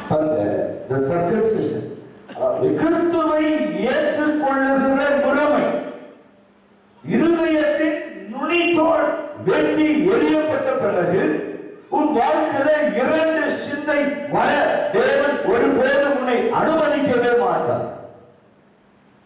God never accepts the double-minded, wavery-minded people. ஒருவனை நேசிக்கவும் இன்னொருவனை வெறுக்கவுமாய் செய்வார். ஆனால் இன்றைக்கு தேவன் வாழ்க்கையில தீர்மானித்திருக்கிற இந்த திட்டங்கள் எல்லாம் நிறைவேற காலம் சமீபமாக இருக்கிறது. அதுதான் திரும்ப திரும்ப திரும்ப நாம் பார்க்கிறோம். ஆனால் எல்லாவற்றையும் விட்டுவிடும்படியாய், பழைய காலங்களை விட்டுவிடும்படியாய். இன்னைக்கு இந்த 2 காரியம் பாருங்க. ஆபிரகாம் சொல்றாரு பழச மறந்து, பேதுரு சொல்றாரு பழச பிடிச்சு. என்ன சொல்றாரு? மாம்சமும் ரத்தமும் இதை உனக்கு வெளிப்படுத்துற தேவனாகிய கர்த்தர் வெளிப்படுத்துகிறார். பேதுருவா இருக்கிறாய், நீ பாரு உண்மையில் சபையை காட்டுவ. இதை விட்டு நீ திரும்ப எங்கேயும் போக, இதுலயே நினைச்சிரு. உனக்குள்ள மாமிசம் கிரியை செய்யக்கூடாது. அது இங்க என்ன சொல்றாரு? ஆபிரகாம் பார்த்து இது எல்லாத்தையும் விட்டுட்டு நான் காண்பிக்கிற இடத்துக்கு நீ போ. Leave everything and go. Negative and positive. இது முதல்ல பிரசங்கத்துல அவசியமா இருக்கும். இங்க செய்ய வேண்டாங்கிறாரு, அங்க செய்கிறாரு. எதை செய்யக்கூடாது, எதை செய்யணும். அருவருப்பாய் தோன்றுகிற காரியங்கள். ஆதியில பேதுருக்கு இருக்கிற கிருபை, கர்த்தருடைய அன்பை ருசிக்கிறவனாய், கர்த்தருக்காய் எழுப்புகிறவனாய், கர்த்தர் அவன் சபையை கட்டுகிறவனாய் காணப்படுகிறார்.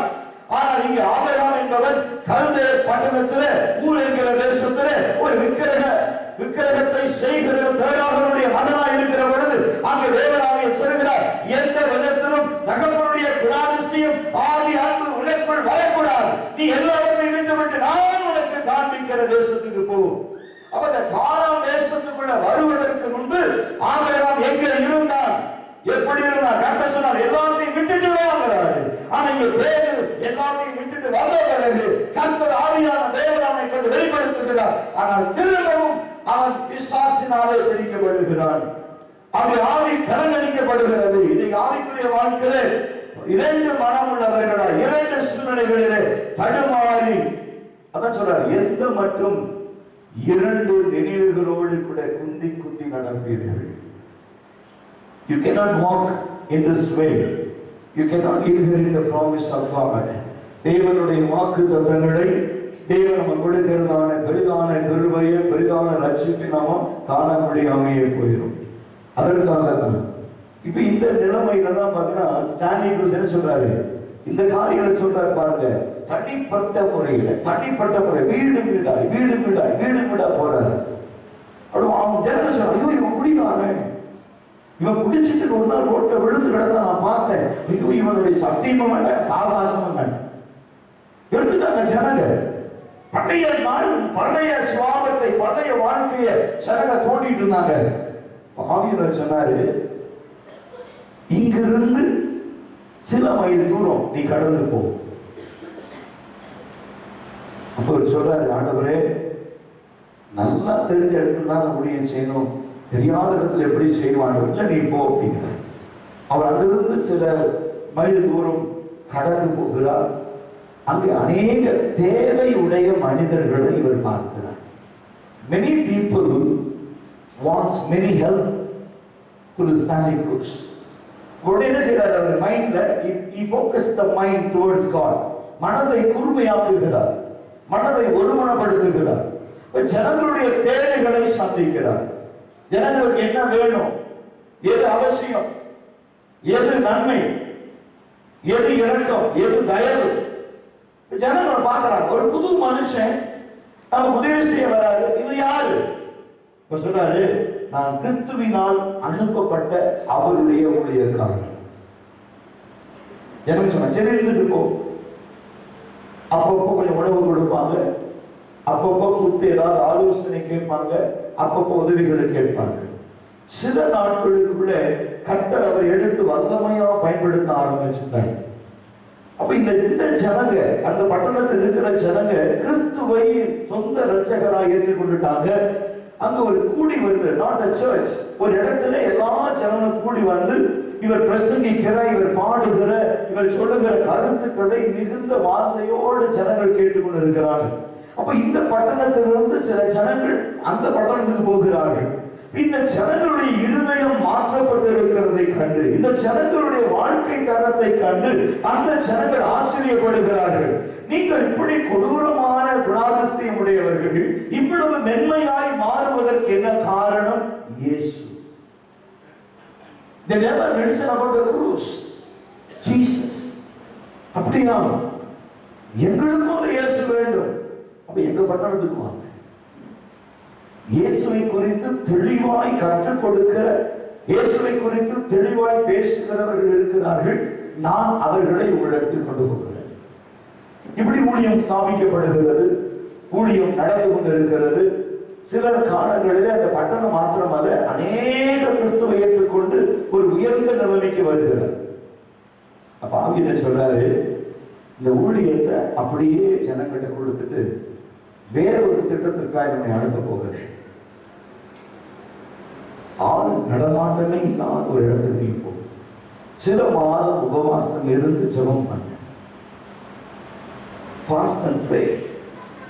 அந்த இடத்துல நீ சொல்லலாம் இல்லையா, வார வாரம் சபை இருக்கு, இந்த ஜனங்களை சந்திச்சுட்டேன், இந்த இடம் எனக்கு மிகுந்த ஏற்றதாய் உகந்ததாய் காணப்படுகிறதுன்னு சொல்லி ரொம்ப தெளிவா யோசிச்சிருக்கலாம். அன்னைக்கு ஆண்டவர் கேட்கிற, ஆண்டவரே இது என்னப்பா சொன்னாரு, இவ்வளவு காலம் நீ செய்த ஊழியம் ஜனங்களுக்கு பிரயோஜனமா இருந்துச்சு, எனக்கு பிரயோஜனம் இல்லை. இப்ப நான் உன்னை உருவாக்க போகிறேன், எனக்கு உகந்தவனாக உபயோகப்படுத்த போகிறேன். நீ போய் சில காலம் அந்த இடத்துல இரு. ஆள் நடமாட்டமே இல்லை. காலையில தொடங்கி ராத்திரி வரைக்கும் எப்படி இருக்கிறாரு? செபத்தோட உபவாசத்துல. சாப்பாடு கிடைச்சா சாப்பாடு, இல்லைன்னா தண்ணியை குடிக்கணும். அந்த தண்ணியை சில இடத்துல கிடைக்காது. அப்படி தேவன் அவரை ஒடுக்கிறார். ஒடுக்க ஒடுக்க ஒடுக்க ஒடுக்க இந்த குரூஸ் உருவான விதம் என்ன தெரியுமா? ஒரு முழுமையான இயேசுவாய் வெளிவருகிறார். இப்ப சொன்னாரு, இப்ப அந்த பட்டணத்துக்கு போ. நீ பிரசங்கம் பண்ணி பண்ணி ஜனங்களை உருவாக்கின பிறகு உனக்குள்ள இருக்கிற கிருபைய அவங்க உணரல, உனக்குள்ள இருக்கிற இந்த அபிஷேகத்தை ஜனங்க உணரல. சில காரணி இல்ல, ஜனங்க உன்னை தேடுவார்கள், தேடினார்கள். இப்ப திரும்ப நீ போன்னு சொன்னாங்க.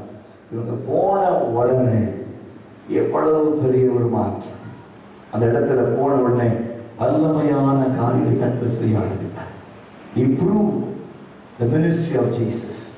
அது பிறகுதான் ஊழியத்தை ஸ்தாபித்தார். ஆனா இன்னைக்கு அவருடைய வாழ்க்கையில எத்தனையோ நினைவுகள், எத்தனையோ காரியங்கள் எல்லாம் இன்னைக்கு நம்ம நினைக்கிறோம். நம்ம ஊழியம் செய்யறோம், நம்ம பிரசங்கிக்கிறோம், நம்ம பாடுறோம், நாலு பேருக்கு பிரயோஜனமா இருக்கும். இல்லை, அது நீ விரும்புகிற வாழ்க்கை. ஆனா கிறிஸ்து விரும்புகிற வாழ்க்கையை நீ வாழ வேண்டும். உன்னுடைய ஊழியம் அவருக்கு பிடிக்கணும், நீ பண்ற பிரசங்கம் அவருக்கு பிடிக்கணும், நீ பாடுற பாட்டு பாடும் பொழுது அவர் அதில் மகிமைப்பட வேண்டும். அதுதான் கிறிஸ்துவுக்கு ஏற்ற காரியங்கள். ஜேம்ஸ், யாக்கோபு 2ஆம் அதிகாரத்துல 1 தொடங்கி வாசித்து பாருங்க. James chapter 2 verses 1. யாக்கோபு 2ஆம் அதிகாரம் முதல் வசனம். என் சகோதரரே, என் சகோதரரே, நம்முடைய கர்த்தராகிய இயேசு கிறிஸ்துவின் மேல் உள்ள என்ன சொல்றாரு? என்ன சொல்றாரு? மகிமை உள்ள. அவர் யார்? அவரு நீங்களும் நான் ஆராதிக்கிறவர் யாரு? மகிமை உள்ளவர். என்னைக்காவது அந்த மகிமை உள்ளவரை தரிசிச்சிருக்கீங்களா? மகிமையானவரை பெற்றிருக்கீங்களா? அந்த மகிமையானவர் உங்க வாழ்க்கையில வந்திருக்கிறாரா? அந்த மகிமையானவர் உங்க வாழ்க்கையில நீங்க ருசித்து மற்றவர்களுக்கு சொல்லியிருக்கீங்களா? யோசித்து பாருங்க. அந்த மகிமை உள்ள நம்முடைய கர்த்தராகிய இயேசு கிறிஸ்துவின் மேல் உள்ள விசுவாசத்தை என்ன சொல்றாரு? பட்சபாதம் இல்லாம, without any differentiate, மாறுபாடு இல்லாம அவரை பிடித்துக் கொள்ளுங்க. ஏன்னா நீங்க அவங்கள பட்சபாதம் இருக்கு.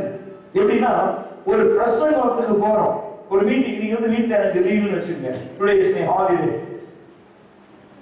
இன்னைக்கு ஒரு 2-3 கூட்டம், இன்னைக்கு 3 இடத்துல 3 கூட்டம் நடக்குது. வீட்டுக்கு பக்கமா ஒரு இடத்துல நடக்குது, இங்க போயிடுவோம் அப்படின்னு ஓடுறோமா? இல்ல. எங்க போறோம்? அந்த 3 பேர்ல பெரிய ஸ்பீக்கர் யார்? நம்மகிட்ட தான் 5 ஸ்பீக்கர் இருக்கு. பெரிய ஸ்பீக்கர் யாரு?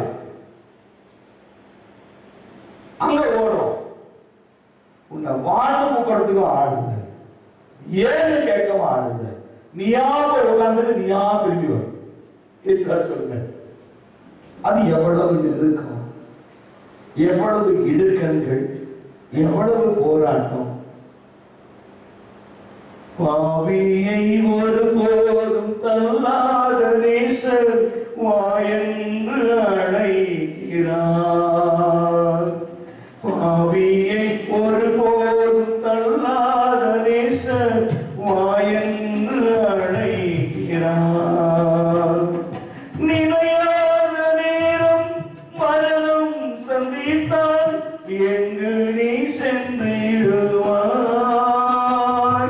நினையாத நேரம் மரணம் சந்தித்தால் எங்கு நீ சென்றிடுவாய்?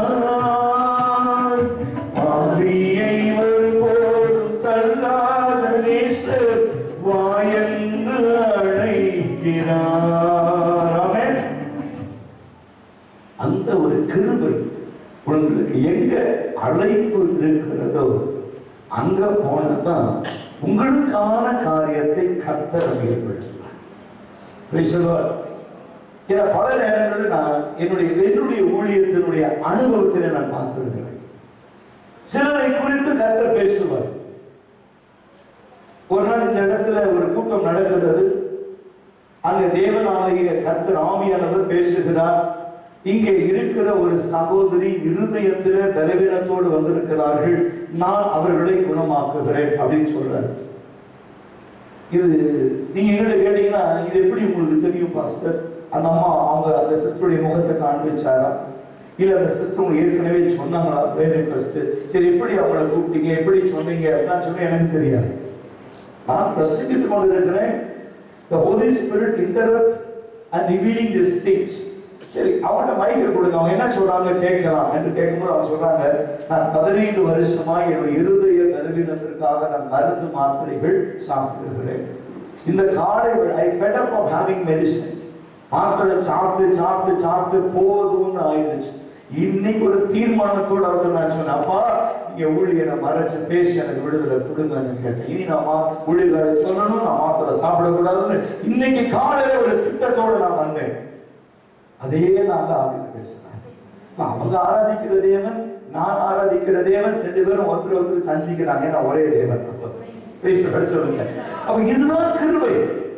நம்ம இந்த இடத்துக்கு வராம பக்கத்து சார்ல்ஸ் கிரவுண்ட்ல பெரிய ஊழியக்காரங்க வந்தாங்கன்னா அந்த ஊழியக்காரங்களுக்கு அவரோட பேச நேரம் இருக்காது.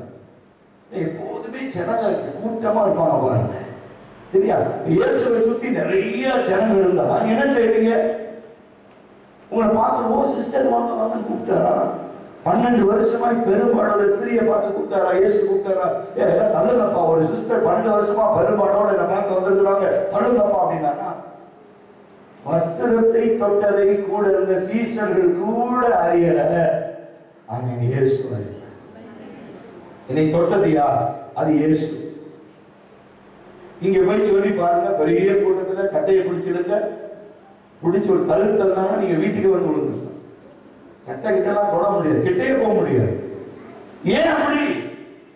உன்னை அழைக்கிற இயேசு, உன்னை தேடுகிற இயேசு, உனக்காய் ஜீவனை கொடுத்த இயேசு, உனக்காய் மரித்த இயேசு, உனக்காய் வீழ்த்தெழுந்த இயேசு, உனக்காய் பரிசுத்த ஆவியானவரை உன் இருதயத்திலே தந்திருக்கிற இயேசு. அவரை தேடு, அவரை தேடு. அந்த இடத்துல தேவனுக்கு அடைக்கலமாயிருப்பார்.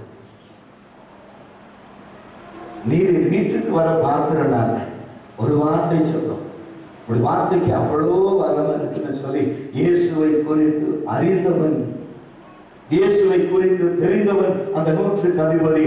அவன் பேசுகிற வார்த்தை, அவன் சொல்லுகிற வார்த்தை எவ்வளவு மேன்மையாக இருக்கிறது. அந்த மகிமையுள்ள இயேசு. யாக்கோபு எடுத்து வாசிங்க. என் சகோதரரே,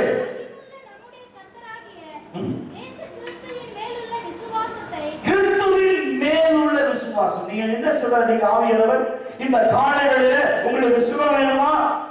உங்களுக்கு அற்புதம் வேணுமா? உங்களுக்கு அதிசயம் வேணுமா? பிரச்சனைகளிலிருந்து இயேசுவை விடுவிக்க வேண்டுமா? என்ன சொன்னாரு? அவர் மேல் உள்ள விசுவாசம். யார் மேல் உள்ள விசுவாசம்? நீ ஊழியக்கார மேல வைத்திருக்கிற விசுவாசம் இல்ல, ஒரு சபைக்கு மேல் வைத்திருக்கிற விசுவாசம் இல்ல, உன்னை அதிகமாய் நேசிக்கிறவர்கள் வைத்திருக்கிற விசுவாசம் அல்ல, நீ கிறிஸ்துவின் மேல் உள்ள விசுவாசம். சொல்லுங்க, கிறிஸ்து இயேசுவின் மேல் உள்ள விசுவாசம். வாசிக்க. பட்சபாதத்தோடு பற்றிக் கொள்ளாதிருப்பீர்களாக. ஏனென்றால்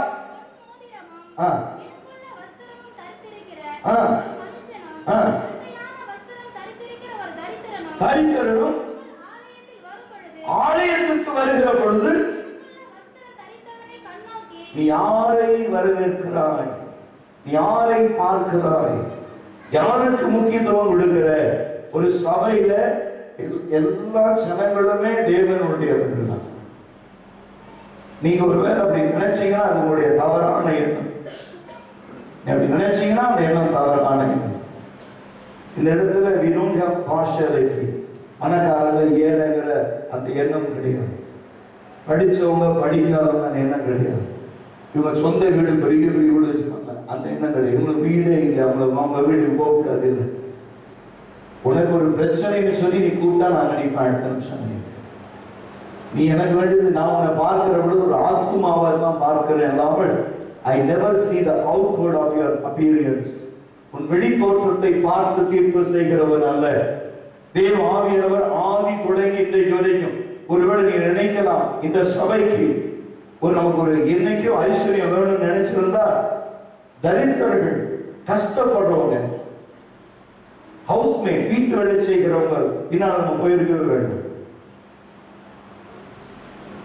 1998 நம்முடைய ஊழியத்துக்கு வந்தவங்க லிஸ்ட் எல்லாம் நான் கொடுக்குறேன்.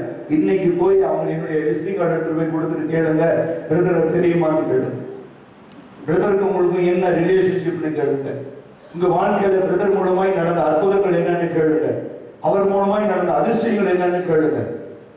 கர்த்தர் காரியங்களை வாய்ப்பு செய்வார். புரிந்து கொள்ளுங்க. பெரிய பெரிய அற்புதங்களை கர்த்தர் செய்திருக்கிறார், பெரிய பெரிய அதிசயங்களை செய்திருக்கிறார். But we never back off them.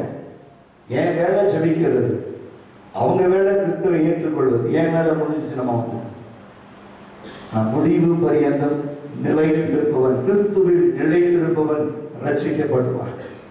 கிறிஸ்துவுக்குள்ள முடிவு பரியந்தம் நாம் எப்படி நிலைத்திருக்கிறோம் என்பது முக்கியமான ஒரு காரியம். இதே நீங்க பாருங்க, மத்தேயு 16:13 வாசித்து பாருங்க. verses 13.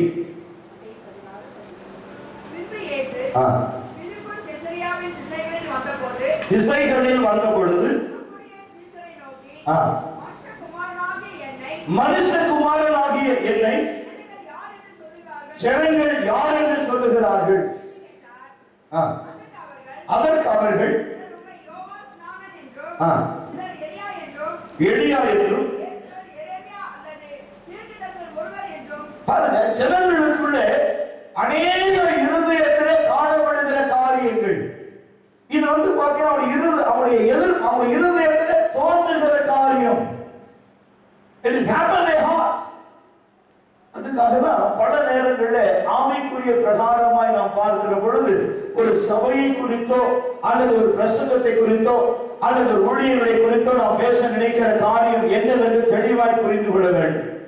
We should decide what we are thinking in our mind, our thoughts, our expectation, our attitude, our mind, our commitment. இது எல்லாத்தையும் யோசித்து பார்க்கணும். பல நேரங்களில் ஒரு சிலருடைய வாழ்க்கை நான் சொல்றேன், 10:30 மணிலிருந்து 12:30 மணி வரைக்கும் ஒரு பிரசங்க நேரத்தில் they cannot switch off the mobile, but they are expecting us to pray for them for the deliverance. How come the Holy Spirit help you? பரிசுத்த ஆவி எப்படி அதை உதவி செய்ய முடியும் உங்க வாழ்க்கையில? You are not your business, but God cannot interrupt in your life and He cannot heal you or perform the miracle in your life. எல்லாத்தையும் விட்டுட்டு எனக்கு அவர்தான் வேணும், இயேசு எனக்கு வேண்டும் என்று சொல்லி பாருங்க, அவர் கிரியை செய்வார். இந்த 2 மணி நேரத்தில் உங்க வாழ்க்கையில எதையும் நீங்க சாதிக்கவே முடியாது. அவர் சொல்றாரு, என் வேலையை நீ செய், உன் வேலையை நான் செய்ய. நம்ம வேலையை நமக்கு சரியா செய்ய முடியாது. சொல்லுங்க, என் வேலையை ஒழுங்கா எனக்கு செய்ய தெரியாது. அவர் சொல்றாரு, do my work, I will do your work. உன் வேலையை நான் செய்றேன். You see the perfection. This is what the Bible says to us. யோசித்து பாருங்க. 1 பேதுரு 3ஆம் அதிகாரம் 9ஆம் வசனத்தை வாசித்து பாருங்க. First Peter chapter 3 verses 9. தீமைக்கு தீமையையும் உதாசீனத்திற்கு உதாசீனத்தையும் சரி கட்டாமல் அதற்கு பதிலாக நீங்கள் ஆசீர்வாதத்தை பெற்றுக்கொள்ளும்படி உணர்ந்து கொள்ளும்படி அழைக்கப்பட்டிருக்கிறவர்கள் என்று அறிந்து ஆசீர்வதிகள். உங்களை கர்த்தர் எதற்காக அழைத்து வந்திருக்கிறார்? அந்த அழைப்பை உணர்ந்து ஜனங்களை நீங்கள் ஆசீர்வதிங்கள். எப்பொழுதுமே நம்முடைய இருதயத்திலே மாறுபாடான எண்ணங்களோ மாறுபாடான சூழ்நிலைகளோ ஒரு நாள் உண்டாக கூடாது. அதுதான் ஜான் சாப்டர் 10ல தெளிவா சொல்றாரு, நானே நல்ல மேய்ப்பன், நல்ல மேய்ப்பட்ட ஆடுகளுக்கான ஜீவனையை கொடுப்பார். நீங்க கிறிஸ்துவை ஏற்றுக்கொண்டிருக்கிற வாழ்க்கையில நான் வழி, என் வழியாய் ஒருவர் உள்ளே பிரவேசித்தால் உள்ளும் புறமும் மேய்ச்சலை காண்பார். யோவான் 10ஆம் அதிகாரத்தில் அது நீங்க யோவான் 12ஆம் அதிகாரத்துல முதல் பகுதி தொடங்கி வாசிப்பாரு. முதல் வசனம் வாசிப்பாருங்க. John chapter 12:1 வாசிங்க. யோவான் 12ஆம் அதிகாரம் முதல் வசனம். பஸ்கா பண்டிகை வர 6 நாளைக்கு முன்னே இயேசு தாம் மரணத்திலிருந்து எழுப்பின லாசரு இருந்த பெத்தானியாவுக்கு வந்தார். அங்கே அவருக்கு ராவிருந்து பண்ணினார்கள். மார்த்தாள் பணிவிடை செய்தார். பாருங்க, இயேசு கிறிஸ்து எங்க வராரோ அந்த இடத்துல யார் இருப்பா? சீஷர்கள் இருப்பாங்க. ஆனா சீஷர்களில் ஒருவனாகிய பேதுரு, அதை கவனிங்க, இந்த மரித்த லாசரு 4 நாட்கள் கழித்து அந்த லாசருவை உயிரோடு இயேசு எழுப்பினார் என்று நல்லா தெரிஞ்சிருக்கிறார். ஆனா இயேசு பேதுருக்கு என்ன சொன்னாரு? மனுஷன் கையிலே மனுஷகுமாரன் ஒப்பு கொடுக்கவும் மரிக்கவும் வேண்டியதை அடக்கம் பண்ணுவாங்க, 3ஆம் நாளிலே இறந்துடுவார். 4 நாட்கள் தேவையில்லை, 3ஆம் நாள் அவரே இறந்திருக்க போறார். ஆனா பேதுரு சொல்றான், வேண்டாம், நான் ஒரு நாள் அதுக்கு சம்மதிக்க மாட்டேன். அப்ப அந்த பெத்தானியாவுக்கு வருகிற பொழுது என்ன நடக்குது பாருங்க, வாசிங்க. அங்கே விருந்தொன்றை பண்ணுகிறார்கள்.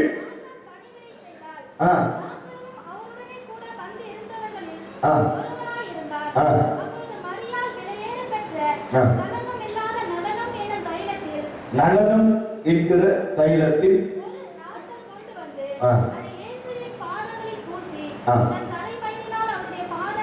இது எதை குறிக்கிறது தெரியுமா? கிறிஸ்து தான் அடைய போகிற மரணத்தினுடைய வெளிப்பாடு.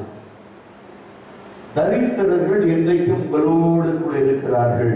நீ நம்ம என்ன செய்வோம் தெரியுமா? பல நேரங்கள்ல the ministry turn towards the people those who not have anything. ஒன்றும் இல்லாதவர்கள் பக்கமா இன்னைக்கு பல காரியங்களை பார்க்கிறோம். ஆனா அது எல்லாத்தையும் இயேசு என்ன சொல்றாரு? இயேசு கூட இருந்தவர்கள், அங்க இருந்தவர்கள் சொல்றாங்க, இந்த தைலம் பெற்ற தைலம் இதை இவர் உடைத்து, அந்த வாட்டை உடைச்சு உங்களுடைய பாதத்திலே தெளிக்கிறாள். ஆனால் இதை விட்டுள்ள அநேக தரித்திரர்கள் புசித்திருப்பார்களே, தரித்திரர்கள் சாப்பிட்டிருப்பாங்களே. இதுல ஒரு காரியத்தை தெளிவாய் புரிந்து கொள்ள வேண்டும். ராயனுக்கு செலுத்த வேண்டிய வரியை ராயனுக்கு செலுத்தணும், தேவனுக்கு செலுத்த வேண்டிய வரியை தேவனுக்கு செலுத்தணும். ஆனா செலுத்த வேண்டிய நேரத்தில் செலுத்தணும். என்ன சொல்றாரு? என்னுடைய மரணத்திற்கு அறிகுறியாக இவள் இந்த நடனம் என்கிற தைலத்தை உடைத்த பாதத்தில் ஊற்றுகிறாள். நான் மறிக்க போகிறேன். ஆனா நான் மறிச்ச பிறகு உயிரோடு அடக்கம் பண்ணுவாங்க. உயிரோடு எழுந்து பிதாவுடைய வலது பாரத்தில் உட்கார்ந்துருவேன். திரும்பி நான் வரும் பொழுது உங்களை கூட்டிட்டு போயிடுவேன். எனக்கும் இந்த உலகத்திற்கும் இடையில இருக்கிற கம்யூனிகேஷன் சுத்தமா இல்லை. இப்ப என்ன நடக்கும்? நான் மறித்துருவேன், நான் எடுத்துக்கொள்ளப்படுவேன், பிதாவுடைய வலது பாரத்தில் உட்கார்ந்து இருப்பேன். இப்ப நீ பேசுறீங்களே தரித்திரர்கள், அவங்க எப்போதுமே உங்க கூடவே தான் இருக்க போறாங்க. சொல்லுங்க, எனக்கு செய்ய வேண்டியதை செஞ்சு என்ன அனுப்பிடுங்க. தரித்திரர்களும் என் கூட இயேசு கூட வந்துருவாங்களா? ஐயோ, இன்னைக்கு ஒரு ஆளுக்கு ஒரு பிடி சாப்பாடு கொடுக்கல, இனி என் வாழ்க்கையில கொடுக்கவே முடியாதுன்னு நினைச்சிருவீங்களா? சொல்லுங்க. தரித்திரர்கள் இருக்கு, வசனம் இருக்கு, வாசத்தை பாருங்க. தரித்திரர்கள் எப்பொழுது உங்க கூட இருக்கிறார்களே. வாசிங்க.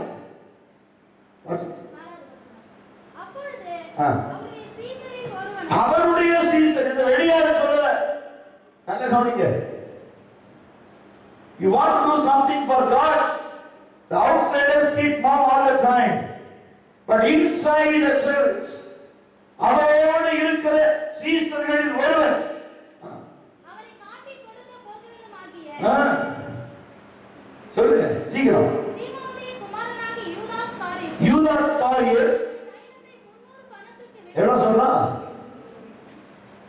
டிரான்ஸ்லேஷன் பாருங்க. இவ்வளவு பணம் விலை உயர்ந்தது. இது என்ன செஞ்சிருக்கலாம்? அந்த அம்மா இருந்து வாங்கி வித்து அந்த 300 பணத்துக்கு என்ன செஞ்சிருக்கலாம்? படிங்க படிங்க. தரித்திரர்களுக்கு கொடாமல் போனது என்ன? ஏங்க இது அவசியமா? இந்த காரியம் அவசியமா? ஏசாமிக்கு யூதாஸ் காரியர் ஒரு லெசன் எடுக்கிறாரு. முதல்ல யார் எடுத்த லெசன்? பேதுரு.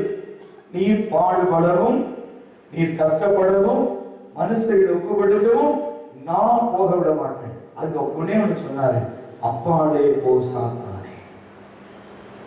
I don't want your evil counsel because the evil spirit is in you. என்னுடைய ஊழியம் நிறைவேறக்கூடாதபடி உனக்குள் இருக்கிற அசுத்த ஆவி என்னை தடை செய்கிறது, இவனை விட்டு அப்புறமாய் போ. அதே போல பாருங்க, இயேசு கிறிஸ்துவை காட்டி கொடுக்க போகிற யூதாஸ் 300 பணத்திற்கு இதை விற்று தரித்திரருக்கு கொடாமல் போனது என்ன? 30 வெள்ளி காசுக்கு உன்னை காட்டி கொடுக்க போகிறவன் சொல்றான். இயேசு கிறிஸ்துவ மேல மிகுந்த அக்கறை. ஏன்னா இவர் 300 பணத்துக்கு இதை விற்று ஏழை எளியவங்களுக்கு சாப்பாடு போட்டு தரித்திரருக்கு கொடுத்திருந்தா இயேசுவுக்கு புண்ணியம் கிடைச்சிருக்கும் அவன் நினைக்கும். ஆனா இயேசுவுக்கு புண்ணியம் கிடைக்கும் நினைச்சவனா 30 வெள்ளி காசுக்கு இயேசுவை காட்டி கொடுத்தான். இரண்டாவது கான்செப்ட் புரிஞ்சு கொள்ளுங்க. அப்ப இன்னைக்கு இயேசுவோட ஒருத்தர் இருந்தா பேதுரு, அவன் சொல்றான் தேவ திட்டம் நிறைவேறாதபடி தடை செய்கிறவர். இரண்டாவது ஒருத்தர் இருக்கிறான், நான் காட்டி கொடுக்க போகிற யூதாஸ் காரியர். இவன் சொல்றான், இந்த இதை வித்து தரித்திரருக்கு கொடாமல் போனது. இயேசுப்பா என்ன சொல்ற தெரியுமா? வாசிங்க. புரிஞ்சுங்க, தரித்திரர்கள் மேல அவனுக்கு அக்கறை இல்லை. அவங்களுக்கு ஏன்னா அவன் தான் அக்கவுண்ட்ஸ் டிபார்ட்மெண்ட். 300 பணத்தை கொடுத்திருந்தா 30 பேருக்கு கொடுத்திருப்போம், மீதி 270 சாப்பிட்டிருப்போம். அவனுக்கு தரித்திரர்கள் மேல அக்கறை இல்லை அவனுக்கு. வாசிங்க, வேதம் என்ன சொல்கிறது? தங்களுக்கு பெயர் உண்டாக. They want the name. பல நேரங்களில் உதவிகள் செய்கிறோம், நன்மைகள் செய்கிறோம், ஜனங்களுக்கு காரியங்களை செய்கிறோம். எதற்காக? தங்களுக்கு பேர் உண்டாக. ஆனா கிறிஸ்து ஒருபோதும் அதை ஏற்றுக்கொள்ளவே மாட்டார். வாசிங்க, என்ன சொல்றாரு? சொல்லுங்க, சத்தமா படிங்க.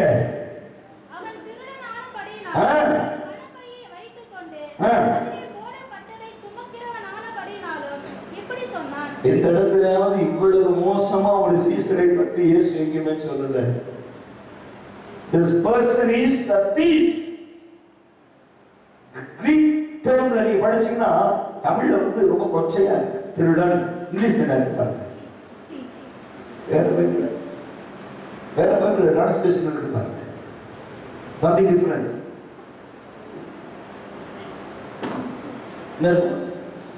வேற இங்கிலீஷ் பைபிள்ல thief பாருங்க. வேற டர்ம்ஸ் கிரீக் டர்ம்ஸ்ல தொங்கலிச்சுன்னா அவன் தொங்க பையன், திருட பையன்.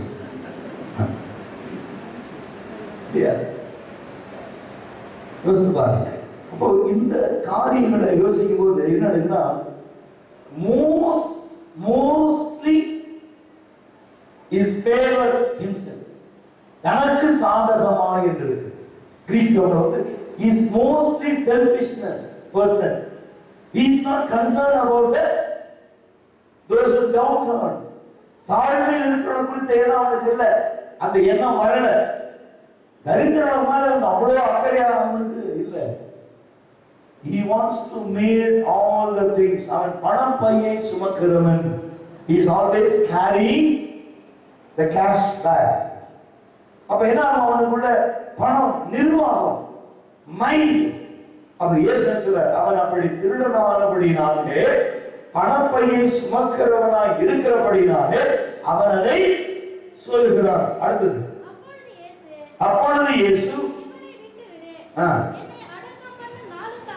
என்னை அடக்கம் பண்ணும் நாளுக்காக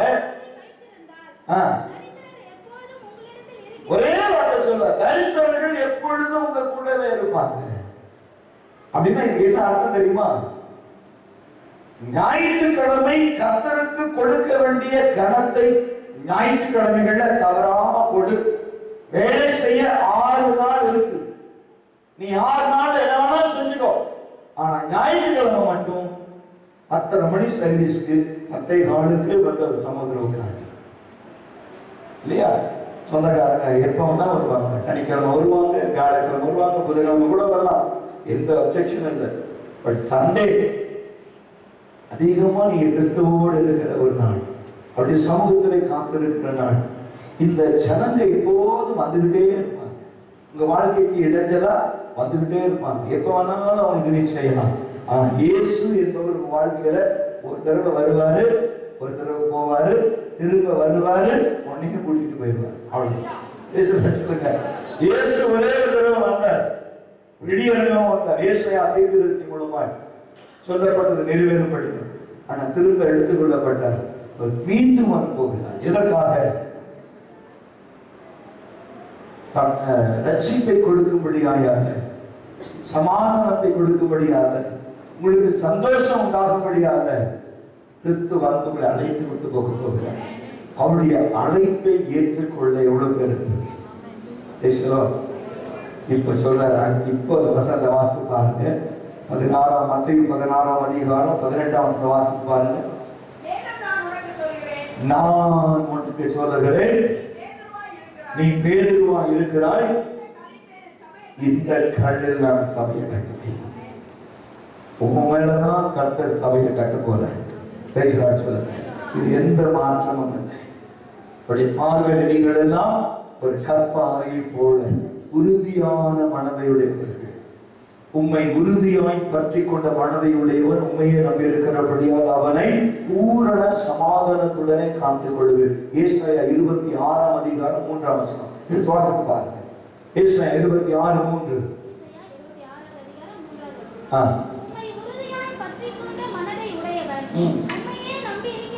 என்ன சொல்றாரு? உம்மை உறுதியாய் பற்றி கொண்டவர். ஏன்னா we are not a wavering minded people. முன்னால ஒண்ணு பேசுறது, பின்னால ஒண்ணு பேசுறது, முன்னால ஒண்ணு செய்யறது, பின்னால ஒண்ணு செய்யறது, இதெல்லாம் வேண்டாங்க. உறுதியாய் பற்றி கொண்டவர்கள். லைக் a rock, கற்பாறையை போல எந்த சூழ்நிலையிலும் அசையாதபடி உறுதியாய் இருக்கிறவர்கள், உம்மை உறுதியாய் பற்றி கொள்ள மனதை உடையவர்கள், உம்மை நம்பி இருக்கிறபடியா. அந்த சபை யார நம்பி இருக்கு? சத்தமா சொல்லுங்க. ஒரு மனுஷனை அல்ல, தேவனை நம்பி இருக்கு, கிறிஸ்துவை நம்பி இருக்கு, நம்மளை ஊழியத்திற்கு அழைச்சவரை நம்பி இருக்கு. Praise the Lord. We are not looking to people, those who are going to support. இல்லையா? உம்மை உறுதியாய் பற்றி கொண்ட மனதை உடையவன் உம்மையை நம்பி இருக்கிறபடியா நீர் அவரை பூரண சமாதானத்துடனே காத்துக் கொள்ளுவீர். அல்லேலூயா. இன்னொரு வாசிப்போமா? 26:26. உம்மை உறுதியாய் பற்றி கொண்ட மனதை உடையவர் உம்மையே நம்பி இருக்கிறபடியால் நீர் அவர்களை, அதாவது இந்த சபையை பூரண சமாதானத்துடனே காத்துக் கொள்வீர். எழுதி நிற்போமா? அப்படி எழுதி நிற்போமா? Praise the Lord. Glorious God.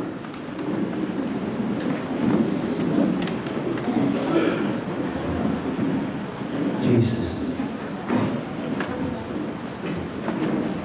நானே வழி, நானே சத்தியம், நானே ஜீவன் மகனே. உனக்கு நானே வழி, நானே சத்தியம், நானே ஜீவன் மகனே.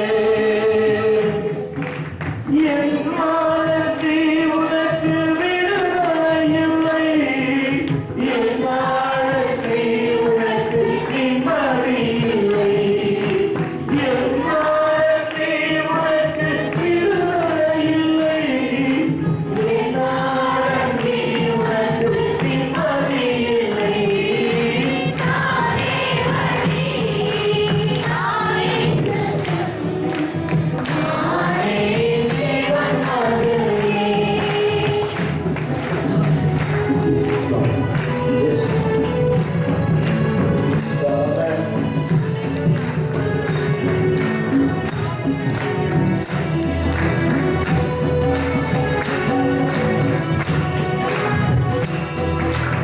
உனக்காக சிலுவையில் நான் மரித்தேன், உனக்காக திருரத்தம் நான் சிந்தினேன், உனக்காக சிலுவையில் நான் மரித்தேன், உனக்காக திருரத்தம் நான் சிந்தினேன். மகனே வருவாயா, இதயத்திலே இடம் தருவாயா, என் மகனே வருவாயா, இதயத்திலே இடம் தருவாயா. நானே வழி, நானே சத்தியம், நானே ஜீவன் மகனே.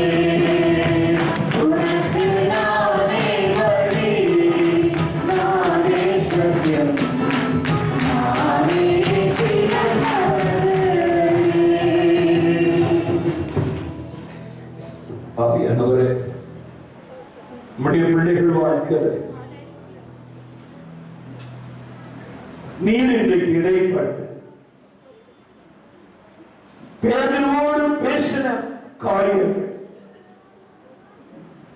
உம்மை உறுதியாய் பற்றி கொண்ட மனதை உடையவர்களாகிய நாங்கள்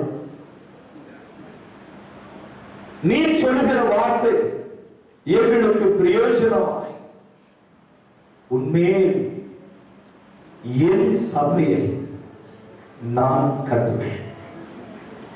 You cannot construct a church for your own on you, but He will construct. நான் கட்டுவேன், அவர் கட்டுவார். ஒரு ஆலயத்தை உண்மையில் கட்டப் போகிறார். நீங்கள் ஆலயமாய் கட்டப் போகிறீர்கள். யாரும் உங்களை மேற்கொள்ள முடியாது. ஒப்புக்கொள்ளுங்க, எதுவும் உங்களை மேற்கொள்ள முடியாது. The time The Holy Spirit wants to touch your heart and mind. உன் இருதயத்தையும் மனதையும் தொடுகிறதான ஒரு நேரம். ஒப்புக்கொள்ளுங்க.